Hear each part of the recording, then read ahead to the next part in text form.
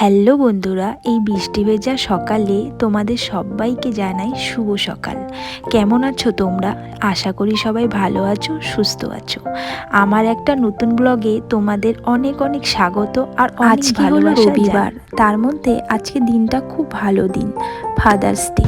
তাই আজকে শাশুড়ি মাকে বললাম, মা আজকে আমি রান্না করব।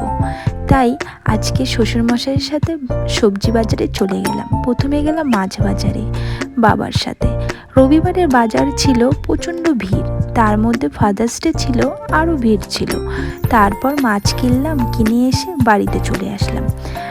আমি রান্না করব তাই শুনে আমার শ্বশুরমশাই খুব খুশি, কারণ আমি যেটাই রান্না করি না কেন সেটাই বাবা খুব আনন্দ সহকারে খায়।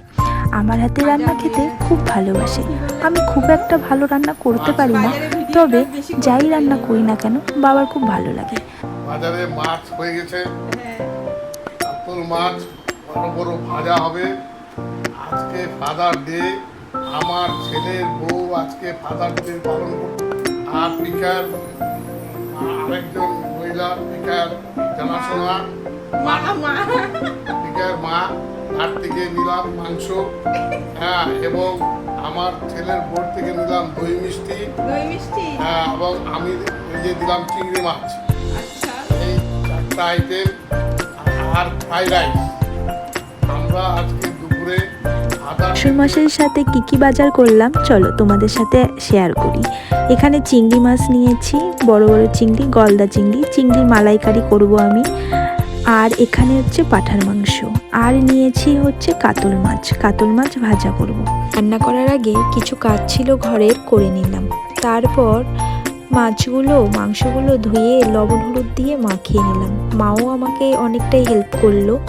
তারপরে দেখো, এ হলো আমাদের বাড়ির সদস্য, সবচেয়ে বড় সদস্য পুচুনি। আমি যেখানে যাব আমার পিছে পিছে যাবে।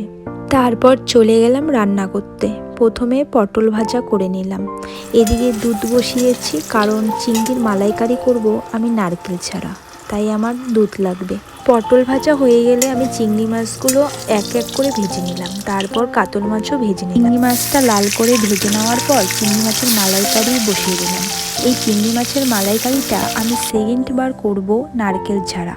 বাপের বাড়ি যখন গিয়েছিলাম তখন নারকেল ছাড়া করেছিলাম, তো ভাই আর দাদারা খেয়ে বলেছিল খুব ভালো হয়েছে। তাই আমি শ্বশুরমশাইকেও বলেছিলাম, বাবা আমি তোমাকে করে খাওয়াবো। তারপর আমি মাংস বসিয়ে দিলাম এদিকে, আর এদিকে ফ্রাইড রাইসের সব কেটে রেখেছি, সেটাও করব। ওইদিকে শাশুড়ি মা স্নান করে পূজা দিচ্ছিল। মার পূজা হয়ে গেলে আমাকে এসে অনেকটাই হেল্প করে দিল। ফ্রাইড রাইসটা আমি একটু শুরু করেছিলাম, পরে মা এসে পুরাটাই করলো, করে গ্যাস ট্যাস মুছে ফেললো। আর আমার স্নান করতে করতে প্রায় 3টায় বেজে গেছিলো। তারপর আমি স্নান করে আলুটা ভেজে নিলাম, কারণ অনেকটাই দেরি হয়ে গেছিলো, খাওয়ার টাইমও হয়ে গেছিলো। তাড়াতাড়ি করে আলুটা ভেজে নিলাম। প্রথমে আলুটা আমি পুড়িয়ে ফেলেছিলাম। তারপর খাবারগুলো রেডি করে বাবাকে ডেকে আনলাম।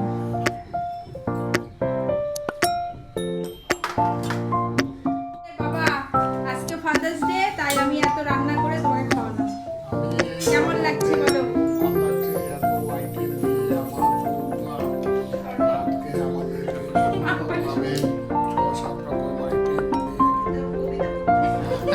রাত তখন 9টা বাজে। একটু ঘুরু করতে বেরিয়েছিলাম, ফুচকা খেয়ে তারপর বাড়ি চলে আসলাম। বন্ধুরা, আজকের ব্লগটা এখানেই শেষ করলাম। সবাই ভালো থেকো, সুস্থ থেকো, আর কমেন্টে অবশ্যই বলো আমার ব্লগ কেমন লাগে। বাই বাই বন্ধুরা।